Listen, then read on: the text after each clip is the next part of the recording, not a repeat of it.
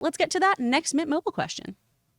Hi, John and friends. It is Rebecca calling from Toronto. I just have a question relating to the upcoming releases for Disney Studios. At D23, they announced a whole bunch of really great, really exciting movies, except they were all either sequels or live-action remakes of cartoons. Is this the end of real new stories coming from Disney Studios, and especially with Pinocchio not being maybe the best received? What do you think they're going to do in the future? Thanks. Love your show. Bye. Thank you so much, Rebecca. We appreciate that. All right. D23 did announce mostly sequels and live action remakes and things like that. The bombs after bombs after bombs. Do we think the lowercase bombs? Is that an indicator, though, that original IP is just not on the table for them anymore? I would say no. I mean, I feel like we're going to be continually looking for new ideas. That's what we do, right? That's what movie studios should be doing. Are they relying too much on existing IP? Absolutely. I think they are. Amy, what do you think? I mean, we do at least still have Pixar. I know they have Inside Out too, but for original IP, I feel like they're at least continuing to churn out a couple genuinely original ideas a year. I mean, are most of them just what if blank had feelings? Sure, but they fine. But I love it every and I time. love it, and I'll cry. I'll cry so much. So I do feel like we at least have that. Yeah, for Disney proper, we're not seeing a ton of really exciting upcoming original IP, which I think is honestly too just a huge misfire. And I think we will see them ultimately because with things like Pinocchio. Yes, as you very kindly put it, I forget, not the most successful, not the most well-received. But when they do knock it out of the park with an original character, like Encanto, again, you want to talk about a money printing machine. I think they know that ultimately, when they put that time and effort into creating something original, there's always going to be a new generation of little girls and, children who want to see a new Disney princess who might love these old movies. But I can't see them never coming up with an original one again, because ultimately they know that's a whole new round of costumes little kids want to buy. Yeah. That's a whole new, I feel like as a millennial, we are all, in arrested development and will fall in love with these movies as well.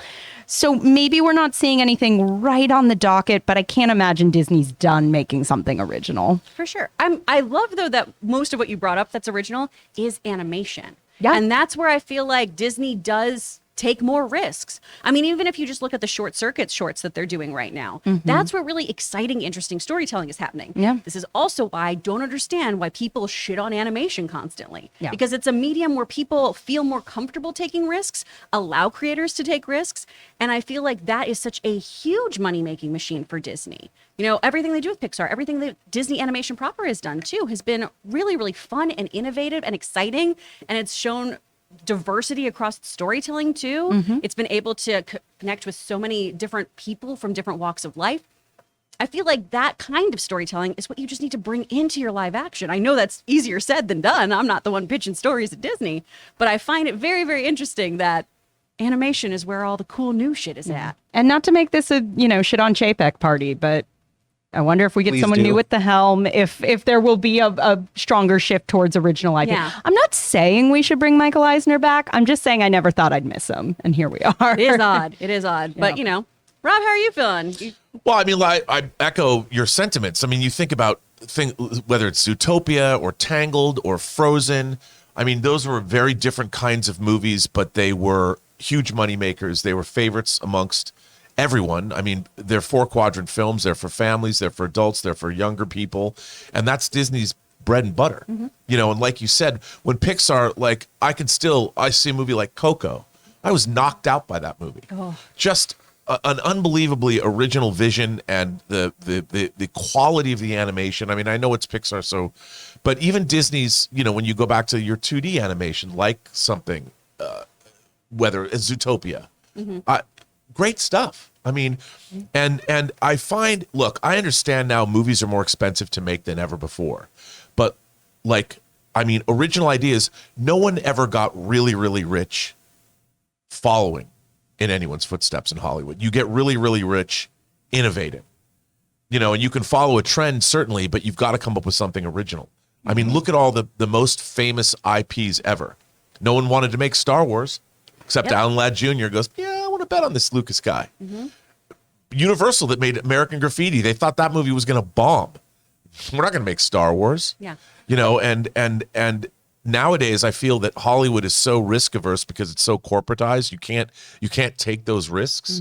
But at the end of the day, you can only remake things so many times. Yeah. I've been working with John since like 2012, and before the live action remakes have happened,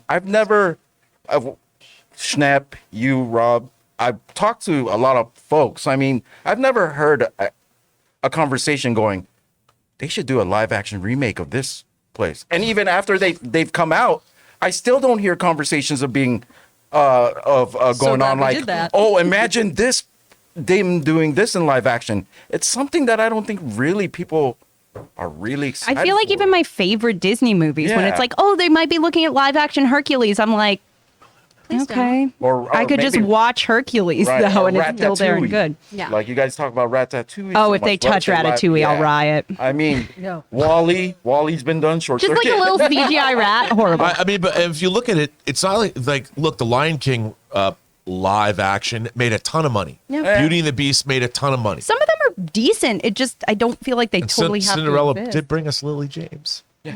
She existed before. She wasn't Yeah. built in a lab for that, Oh, she might have been. Look at that. She was perfect. Perfect as Cinderella. Yikes. No, but I mean, I was surprised because Kenneth Branagh directed that. And I was surprised that, I loved his first feature was Henry V. We Few, We Happy Few, We Band of Brothers. I love that movie. I love the live action. But again, I loved Cinderella when I was a kid. Yeah. And there was something, the quality of it, but it seems like their live action films are almost... They're almost too close to their original animation counterparts. Almost they're just recreations as opposed to bringing something. Which makes them feel like cash grabs. Yeah, Because I when mean, you have something like Aladdin that's a live action remake, at least that made different choices. it made different, and I liked Aladdin a lot. I did too. And it differentiated itself because Will Smith was a very different kind of a genie, but it was still recognizably Aladdin. And I think maybe if they did, like I thought the Beauty and the Beast remake was well done, but it felt almost exactly the same as the animated film. And I'm like, That's fair. I think another interesting thing, and not to drag this conversation out forever, but we're talking Disney. So here we go. One thing someone pointed out too, just on the does Disney have original stuff in the works that's not IP? In the theme parks, people have pointed out. Every upcoming attraction, more or less, is based on an IP. And I think it's a really interesting conversation of would something like Pirates or Space Mountain or, some of these rides They're that are doing Haunted Mansion They're doing again. Thunder that are Mountain. so iconic in the parks. Now we're just solely, it's turning into Universal Studios Ride the Movie kind of energy over. There's a bit of that. There's a bit of just these different worlds we're building. And I just think it is really interesting that does seem to be more the direction Disney that's wants a to go really right now. interesting point. Yeah. Because, Disneyland, especially when Tomorrowland was first established, they were looking into the future. Yeah. And Now I don't know what's good. It's like 1996 in there. yeah, it's so weird. I mean, now if you want to revamp those things, Didn't absolutely. they do a Tomorrowland movie with George Clooney? Was it They that did. movie? They did. And it was not great. And that is why we're talking about it in that way. We don't talk about Rob, We should Tomorrowland. watch a live action Bow after work today and get some dim sum. Get some dim sum. And just watch someone eat their child. Okay, that didn't go over. Well, guys, the question is up for you. Do you think Disney is going to venture into new IP, or are they going to continue monetizing nostalgia? Let us know what your thoughts are in the comments down below.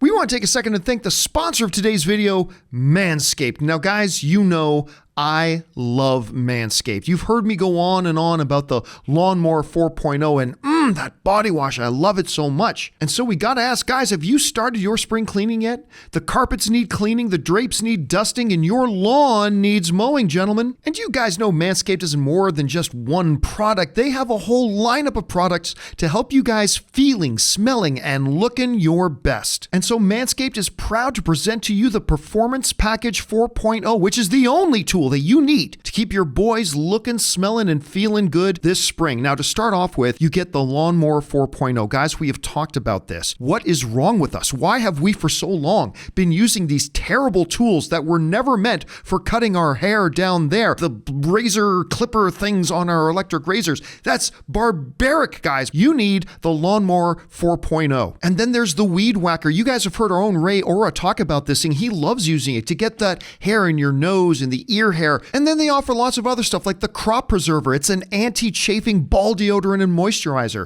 The Crop Reviver. It's a spray-on toner for your balls. And of course, they've got the perfect grooming tool for your face with the Plow 2.0, the perfect razor for the finest shave on that face. So guys, get 20% off plus free shipping with the code Campea. That's CAMPEA at manscaped.com. That's 20% off and free shipping with the promo code Campea at manscaped.com. It's time to throw out your old hygiene habits and upgrade your life.